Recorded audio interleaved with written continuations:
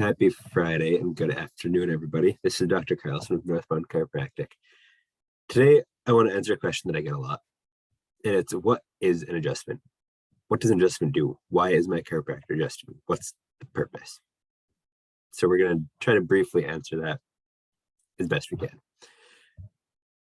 First of all, a strict definition of an adjustment per Google is a small alteration or movement made to achieve a desired fit, appearance, or result. Applying that to what I do as a chiropractor.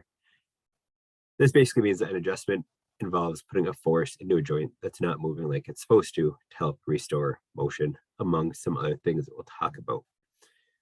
Adjustments, you'll also occasionally see them called manual manipulations, spinal manipulations, or joint manipulations, kind of all the same thing. Basically, an adjustment is putting a force into a joint. So those definitions are good, but they don't really answer the whole question. So we're going to dive into a little bit more of the why we adjust. Why do I adjust a joint when I'm working on you? The first thing being, the big thing being the lack of motion. Basically, the joint isn't moving like it's supposed to. The joint is restricted. It doesn't have a full range of motion. The second thing is pain. If a joint's not moving like it's supposed to, it often will cause pain.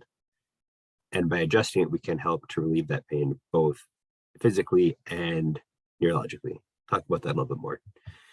And third, being inappropriate motor control, which sounds big and complicated, but basically it just means that your body isn't able to control that joint and the muscles around that joint like it wants to.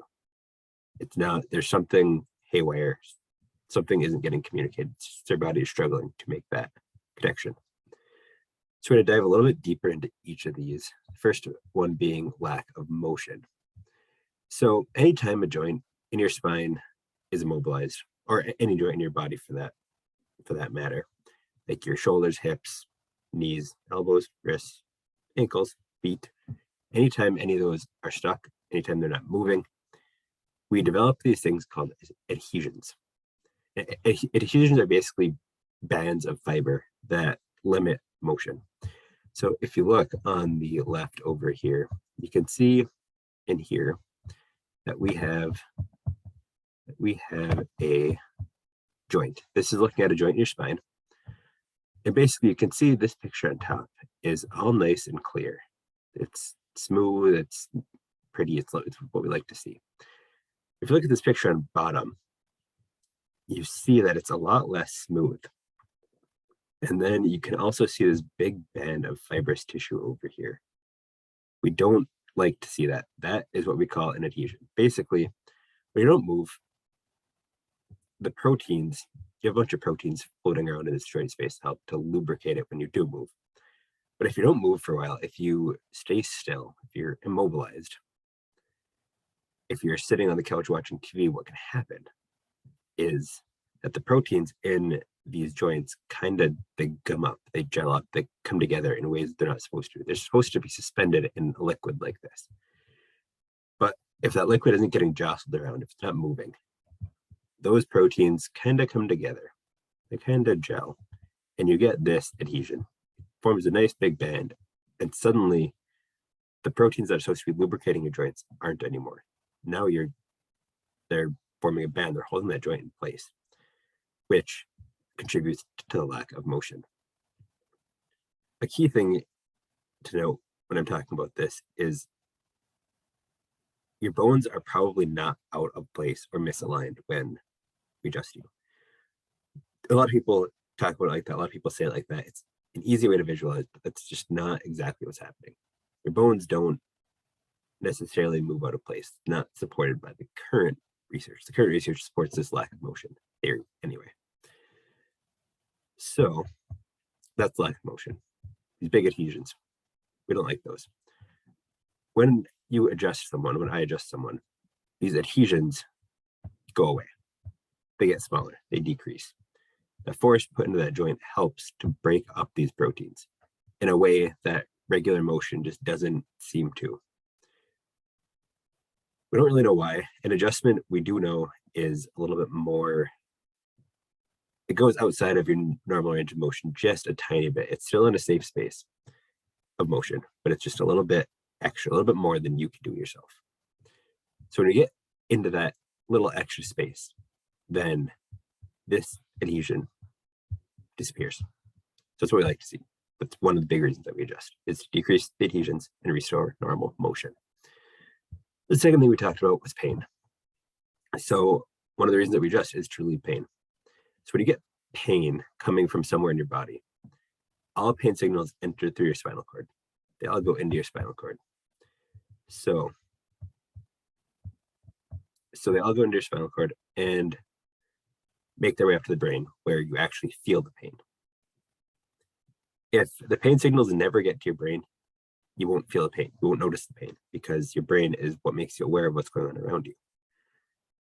So an adjustment, essentially when I adjust you, it creates a flurry or a big storm of neurological input running up and into your spinal cord. And that kind of overtakes the pain signals that are coming in. Your body learns or ignores them. It's like, oh, there's much more stuff coming in. This little pain signal, it doesn't matter. And that happens both in your spinal cord and in your brain. It happens in two locations, which really is effective in reducing those incoming pain signals. This is kind of often referred to as the gate theory of pain control. And essentially, you have sensory fibers with stuff coming in that are bigger, ones that are smaller. The smaller ones are easily overtaken by the bigger ones. If the bigger ones start to fire, your body, your nervous system learns to ignore the smaller ones, like I said. So an adjustment helps to turn off those smaller pain signals. And the third thing we talked about was appropriate motor control. Basically, lack of motion in joints, when a joint is restricted, when it's not moving, when it has adhesions like we saw, the information coming from that joint to your nervous system, to your brain, is impaired. It's not exactly what you want. And your brain requires that input. It requires feedback from your muscles, from your joints, to effectively move. Basically, that feedback acts as a correction. Basically, it's telling your brain, hey, we're moving like we're expecting. We're moving like we're supposed to. Or else it's like, hey, we're not moving like we're supposed to. But when something is restricted, it's not sending good information back. It's weird information. It's basically like if you got a text from someone and it's a bunch of random letters and numbers that mean nothing, as opposed to a normally functioning joint is sending you cohesive text, words, sentences that you can make sense of. So in this picture over here, we can kind of see this is complicated. Don't read too much into this. But essentially you have your brain up here. All this stuff up here is your brain. And when you move, it sends signals down to your muscles saying, hey, let's move. And then your muscles and joints, as you're moving, send things back up to your brain. And those signals get reincorporated kind of all through here. And then your brain corrects things if it needs to and sends the signals back down. But what happens when you're not moving well, when there is what we call joint dysfunction, is that those signals coming in from your muscles and joints they're different.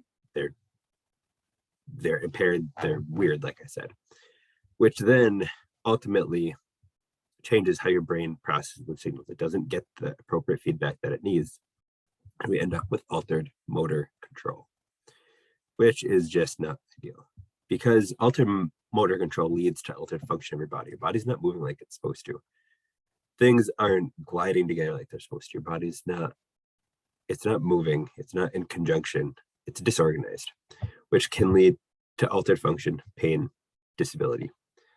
Most musculoskeletal issues are related to altered motor control. There's something going wrong with how your body is moving that is creating the pain and lack of function that you're seeing. This is particularly true with things that aren't traumatic, like if you get in a car accident, you have pain that's obviously related to the car accident. But if you are playing volleyball one day and suddenly your shoulder starts hurting, kind of gradually comes on, then that's more of a pain disability altered function, altered motor control issue. So then what happens when we adjust is we restore normal joint movement. We get rid of those adhesions. The joint is able to move like it's supposed to again, which allows for normal input going into this brain and spinal cord, which allows your brain to appropriately integrate the information. It can use that information well to control your body, which then allows for good function.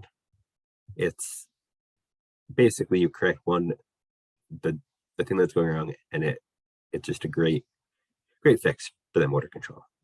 Moving correctly is so important for your health. So that essentially is what an adjustment does. It's what we look for when we do an adjustment. But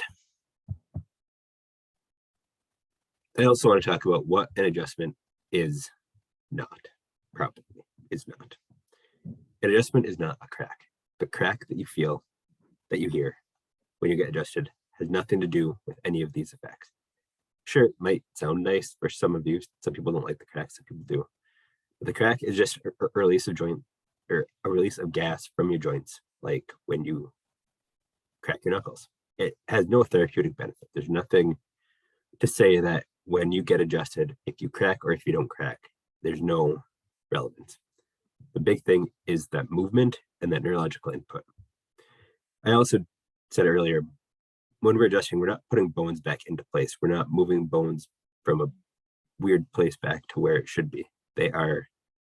Your bones are almost always right where they're supposed to be. There's potentially not moving like they're supposed to be. So when we're adjusting, we're restoring that movement, not moving bones back into place. Adjustments are also not a cure-all for any disease or illness or disorder. Adjustment is a great tool, but it's not the only tool. Most conditions, most diseases, most disorders require more than just an adjustment. Something that we strive for at Northbound Chiropractic. So just a quick summary of what an adjustment is. Basically, an adjustment is a force applied to a joint to restore normal motion, reduce pain, and restore normal motor control. Basically, getting you moving like you're supposed to with less pain. At Northbound, we use the adjustment as a piece of your treatment plan in conjunction with soft tissue work, exercise, and nutrition or lifestyle changes.